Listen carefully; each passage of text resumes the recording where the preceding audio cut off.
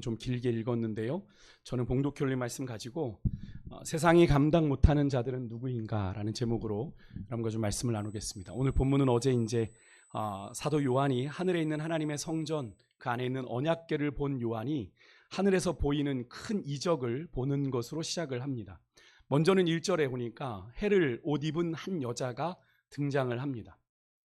그 발 아래에는 달이 있고 그 머리에는 12별의 관을 썼다라고 성경은 표현하는데, 이 여인의 모습을 우리가 좀 잘 이해하려면 창세기 37장에 나오는 요셉의 꿈을 좀 한번 우리가 떠올려 봐야 되는데요. 여러분, 이 장면이 요셉이 꾼 꿈 중 하나와 좀 연관이 있습니다. 여러분, 요셉이 두 개의 꿈을 꾸죠. 하나는 무슨 꿈입니까? 해와 달과 11별이 요셉의 별에게 절하는 꿈이었고, 또 하나는 11개의 볕단이 요셉의 볕단에게 절을 하는 꿈이었는데, 오늘 이 여인의 모습은 어떤 장면과 연관이 있을까요? 첫 번째 꿈입니다. 여기 그 꿈에서 해는 누구였죠?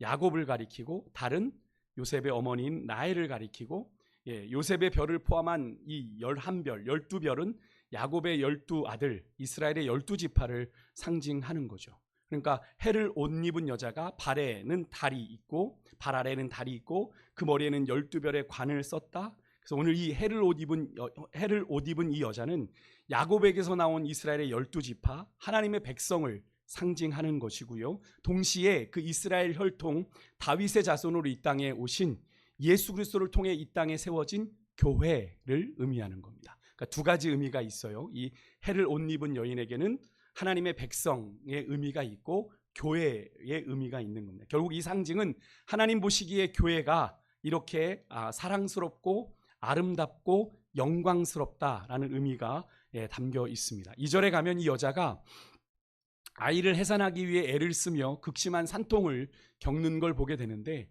이 여자가 겪는 고통은요, 당시에 로마 제국의 핍박을 받고 있던 그 공동체, 이스라엘 공동체의 그 고난을 은유적으로 표현하고 있는 겁니다. 그렇게 진통 끝에 아이가 태어나게 되는데, 이 아이는 5절에 보니까 어떤 존재냐면 철장으로 만국을 다스릴 남자다라고 표현을 합니다. 이 표현이 뭘 의미하는 거겠어요? 메시아 되신 예수 그리스도를 가리키는 거죠.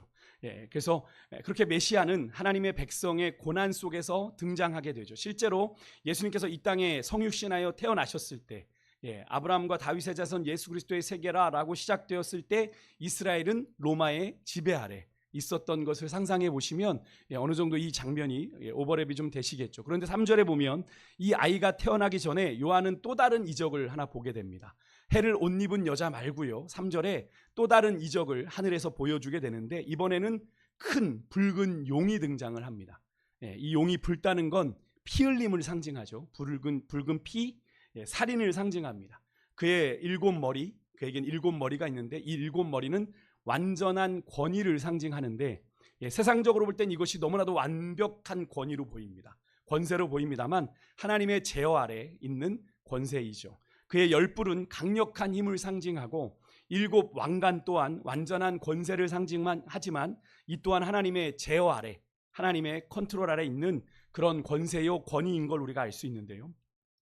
어쨌든 4절에 보면 이 붉은 용의 힘과 영향력은 막강합니다. 하늘에 있는 별 3분의 1을 끌어다가 땅에 내던질 수 있을 정도의 막강한 힘을 가지고 있는데, 이 용이 누굽니까? 뒤에 가면 9절에 요한이 말하고 있는 것처럼 옛뱀, 마귀, 사탄을 말합니다. 그러니까 온 천하를 꿰는 자요 미혹하는 자다라고 이야기하고 있죠. 그러니까 여기서 사탄을 옛뱀이라고 부르는 건 우리가 원복음 창세기 3장 15절에 여자의 자손이 뱀의 머리를 상하게 하고 뱀은 여자의 발 뒤꿈치를 상하게 할 것이다 라는 그 말씀에서 온 겁니다. 과거 첫사람 아담과 하와를 범죄하게 한 뱀에 대한 하나님의 심판에서 나온 말씀이죠. 그 뱀이나 용은 다 마귀를 상징하는 건데요. 4절에 보니까 이 용이 이 여자가 아이를 낳으면 그 아이를 삼켜버리려고 여자 앞에 있었지만 여자가 아이를 무사히 낳게 됩니다. 이 장면이 꼭 그런 장면을 우리에게 떠올리게 합니다. 예수님께서 태어날 당시에 동방에서 박사들이 와가지고 누구를 찾아가죠? 헤롯에게 찾아가죠. 그래서 헤롯에게 누구를 찾습니까? 왕으로 나시니가. 왕으로 나시니가 어디 있냐라는 그 질문을 받고 헤롯이 광기가 돌게 되죠. 내가 왕인데, 헤롯 대왕인데 어디에 또 왕을 찾는 건가? 그래서 알아보고 그때로부터 2살 이하의 모든 아기들을 다 죽이라 명령했던 그런 광기 어린 헤롯 대왕의 모습이 연상되는 이 용의 모습인데요. 하지만 하나님은 이 해산한 여자를 그렇게 이 용에게 그렇게 해당하도록 내비두시지 않으시고 광야로 이끌어 하나님이 예비해 두신 곳으로 이 여인을 이끌고 가서 1260일, 이 1260일은 42개월이거든요. 3년 반을 말합니다. 3년 반 동안 하나님의 보호 아래 지내게 하시는데, 여기서 우리가 좀 광야의 의미를 좀 다시 한번 묵상하게 됩니다. 우리가 광야하면 우리의 기본적인 생각으로는 힘들고 고독하고 외로운 곳이라고 생각하기가 쉬운데, 물론 틀리지 않습니다. 광야는 그런 곳이에요. 고독하고 외롭고 힘든 곳입니다. 당시에 그래서 광야를 죽음의 땅이라고 불렀어요. 생존이 불가능한 땅이라고 불렀습니다. 하지만 이 광야가 그래서 우리에게는 시련과 고난의 장소이지만 동시에요, 하나님의 철저한 보호의 장소이자 영적인 피난처이고 하나님과 1대1로 훈련받고 양육받을 수 있는 최적의 장소가 바로 광야다라는 걸 우리가 생각해야 되는데요. 그래서 저는 개인적으로 이 광야를 지나며라는 찬양을 참 좋아하는데, 그 찬양에서 이런 가사가 있어요. 이 광야를 표현하면서 주님만 내 도움이 되시고 주님만 내 빛이 되시는, 주님만 내 친구 되시는 광야, 주님 손 놓고는 단 하루도 살 수 없는 곳 광야, 광야에 서 있네. 전 이 부분의 가사가 참 개인적으로 너무 좋은데요. 광야는 그렇게 철저하게 고립되고 외롭고 고독한 자리이지만, 그래서 너무나도 쓸쓸하고 가고 싶지 않은 자리지만, 그래서 그러하기 때문에 더욱 주님만을 기대하고 주님만을 바랄 수밖에 없는 장소가 광야다라는 것을 우리가 잊어서는 안 되는 건데요. 바로 이 광야에서 교회가, 여자가 상징하는 게 교회라고 그러지 않았습니까? 은혜로운 주님의 손길 아래 충성된 예수 그리스도의 증언자로 이제 성장해 가는 3년 반의 시간을 보내게 되는 건데요. 혹시 여러분들 가운데 남모를 광야 학교를 지금 다니고 계신 분 혹시 계십니까? 여러분의 인생에 광야 학교가 생긴 건 다른 이유가 아닙니다. 하나님께서 당신을 광야로 지금 부르신 이유가 있음을 오늘 이 밤 깨닫는 은혜가 있으시기를 주의 이름으로 축원드립니다. 다음 7절에서 12절을 보면 하늘에서 벌어지는 영적인 전쟁 장면이 나옵니다. 이 장면은 그리스도인의 현실 속에서 우리의 눈에 보이지는 않지만 우리 그리스도인들이 인지하고 살아야 되는 영적인 전투에 대한, 영적 전쟁에 대한 신학적인 해석의 근거가 바로 이 장면입니다. 이스라엘을 지키는 천사장 미가엘과 그의 수하들, 그리고 사탄인 용과 그의 수하들 간에 전투가 벌어집니다. 이 전쟁은 바로 하나님의 백성을 지키려는 싸움인데 결과는 어떻게 되죠? 8절과 9절에 보니까 미가엘과 그의 사자들이 사탄인 용과 그의 수하들을 물리치고 용은 패하여 하늘에서 내쫓기게 됩니다. 하늘에서 내쫓기게 됩니다. 이 장면을 놓고 하늘에서 음성이 들려와요. 요한이 그 장면을 보고 있는데 음성이 들려옵니다. 10절 하반절에 이런 말이 나와요. 우리 형제들을 참소하던 자, 곧 우리 하나님 앞에서 밤낮 참소하던 자가 쫓겨났다라고 얘기를 합니다. 이 음성이 들려요. 하늘의 음성이 들리는데 여기서 참소하던 자 누굽니까? 바로 사탄을 의미하죠. 사탄을 정의하는 아주 결정적인 표현이 참소하는 자입니다. 사단은 끊임없이 우리가 욥기를 통해서도 보지 않습니까? 욥의 의로움을 하나님이 자랑하셨을 때 누가 시험하고 싶어 했어요? 사단이요, 그죠? 사단은 끊임없이 우리의 약점, 우리의 연약함을 가지고 참소합니다. 저런 게 무슨 목사야, 저런 게 무슨 권사야, 저런 게 무슨 집사야, 우리의 연약함을 가지고 계속 하나님 앞에 저런 것도 구원하십니까? 저런 것도 사랑하십니까? 참소하는 존재가 바로 사단이라는 거죠.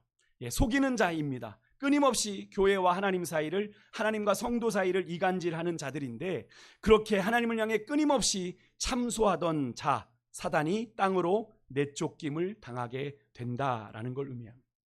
11절에 보면 그렇게 사탄에게 참소당했던 우리 형제들, 그들을 이렇게 구현하여 11절을 설명하는데요. 그 사단의 참소를 받았던 자들이 누군지 한번 보십시오. 11절에 보면 우리 형제들이 죽기까지 주를 위해 어떻게 했대요? 자기들의 생명을 아끼지 않았던 자들이다. 그런 신실한 성도들이다 이야기합니다. 그러니까 이들은 죽기까지, 자기의 생명을 죽기까지 주를 위해 자기의 생명도 아끼지 않았던 하나님 앞에 참 신실한 성도들이었다는 걸 우리가 알 수 있죠. 이들은 어린 양의 보혈과 피와 자기들의 증언하는 하나님에 대한 말씀으로 끊임없이 자신들을 참수하던 사단을 이기게 되는데요.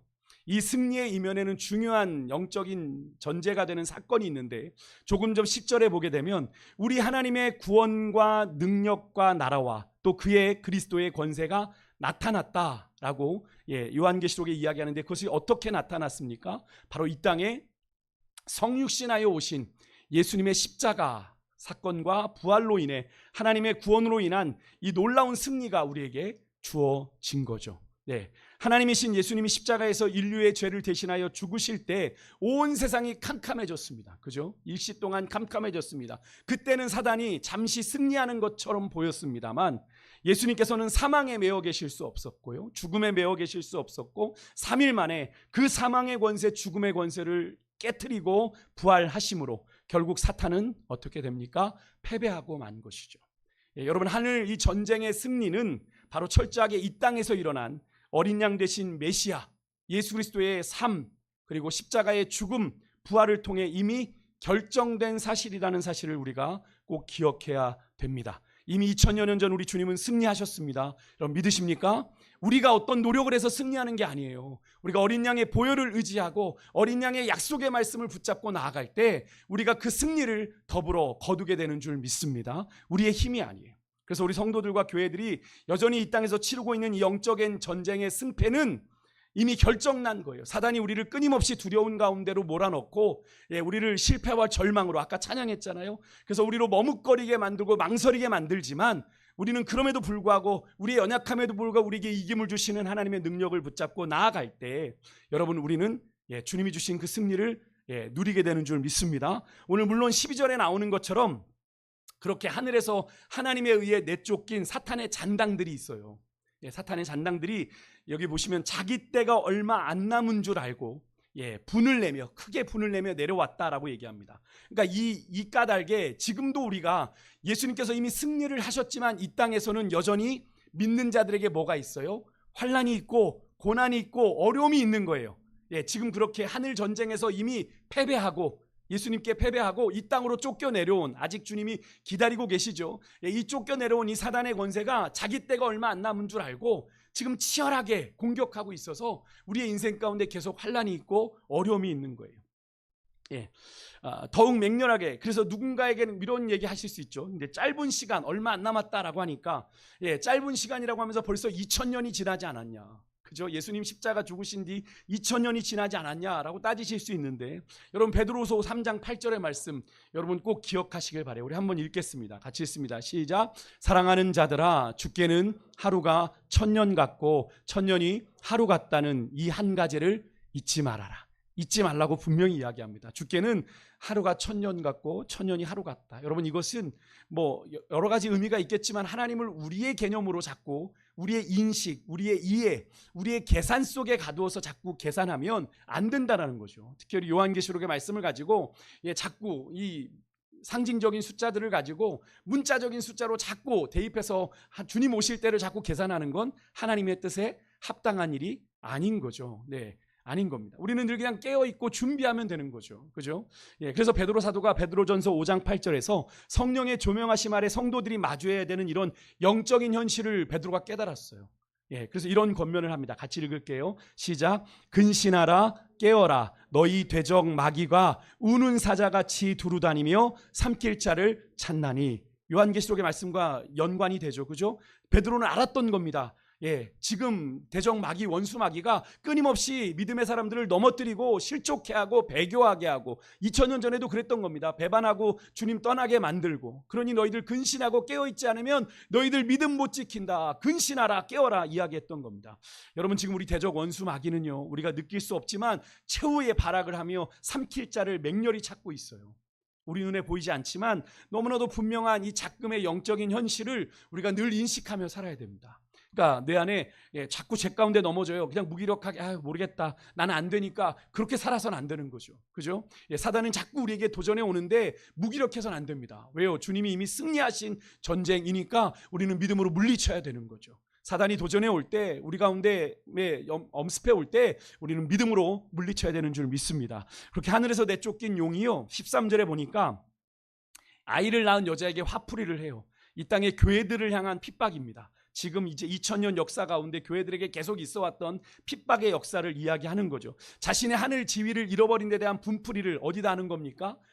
하나님을 믿는 예수 그리스도의 핏값으로 세워진 교회들에게 막 하는 거예요, 성도들에게. 하지만 14절에 보니까 하나님이 그 여자를 그냥 내버려 두지 않으시고, 이 말은 뭡니까? 하나님이 교회를 내버려 두지 않으신다는 거죠. 출애굽 당시에 출애굽기 19장 4절에 보면 하나님께서 이스라엘을 큰 독수리 두 날개로 업어 나르셨다라는 표현이 나오거든요.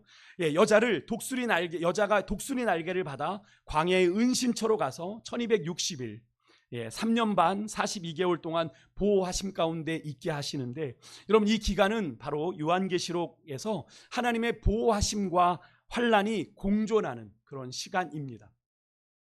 전에도 말씀드렸지만 예수님의 승천하심과 예수님의 다시 오심 사이에 신실한 믿음의 사람들이 겪게 되는 그 시간들을 말하는 거예요. 언제인지 모르지만 주님이 오실 그날까지 이 시간은 계속되겠죠. 종말이라고 말하는 시간입니다. 그죠?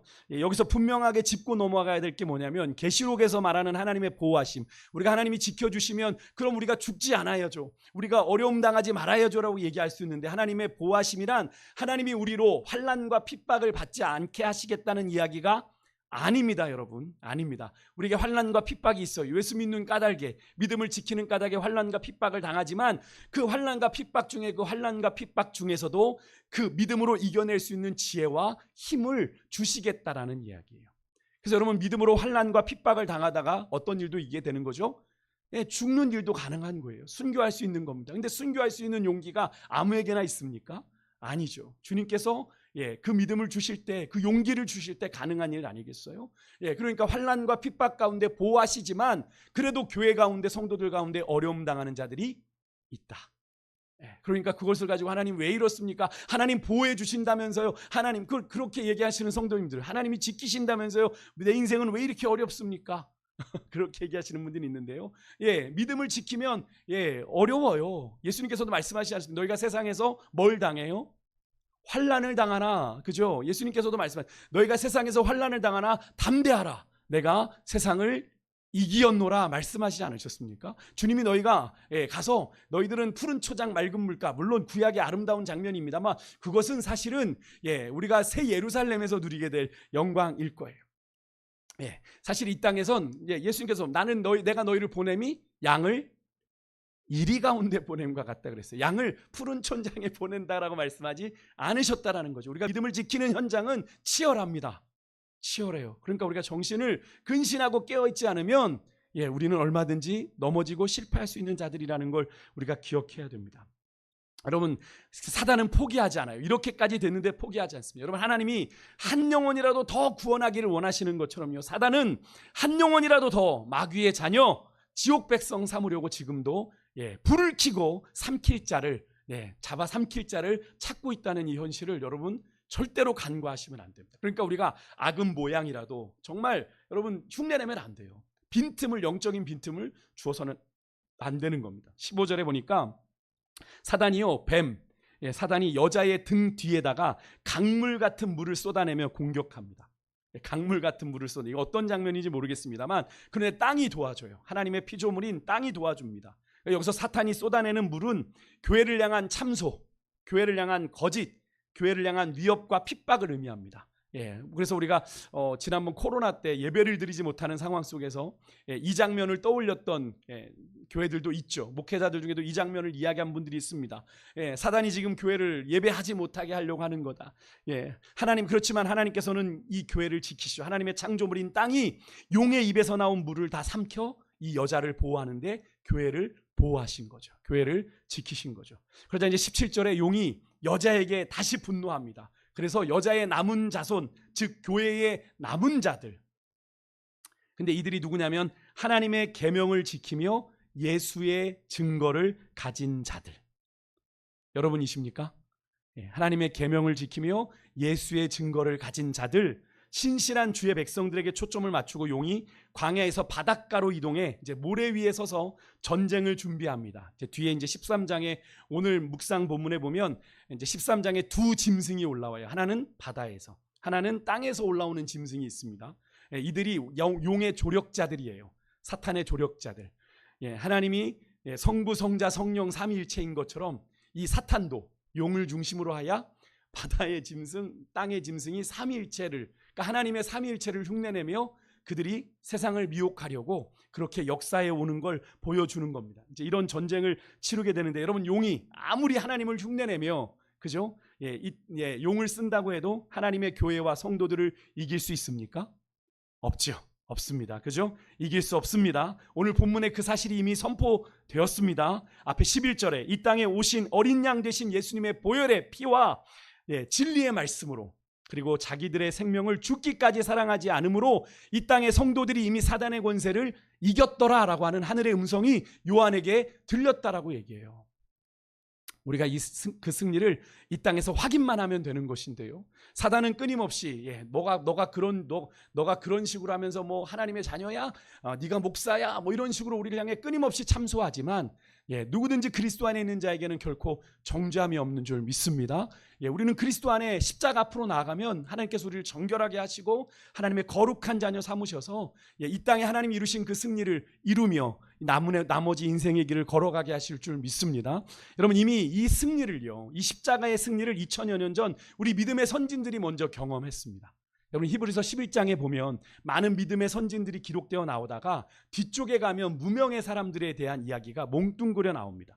그 당시에 여러분, 주를 위해 자기 생명까지도 구차하게 아끼지 않았던 초대교회 믿음의 선진들의 이야기가 기록되어 있는데, 우리 히브리서 11장 35절에서 38절까지 우리 같이 한번 좀 읽어볼게요. 같이 읽습니다. 시작. 또 어떤 이들은 더 좋은 부활을 얻고자 하여 심한 고문을 받되 구차히 풀려나기를 원하지 아니하였으며, 또 어떤 이들은 조롱과 채찍질 뿐 아니라 결박과 옥에 갇히는 시련도 받았으며, 돌로 치는 것과 톱으로 켜는 것과 시험과 칼로 죽임을 당하고 양과 염소의 가죽을 입고 유리하여 궁핍과 환난과 학대를 받았으니 이런 사람은 세상이 감당하지 못하느니라.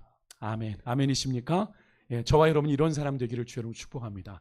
우리도 분명히 우리의 믿음의 도전 앞에, 결정적인 도전 앞에 서는 날이 올 겁니다. 오늘 이 믿음의 선진들이 겪었던 것처럼 심한 고문을 받는 순간이 올지도 모르고요. 근데 이들은 구차히 풀려나기를 원하지 않았대요.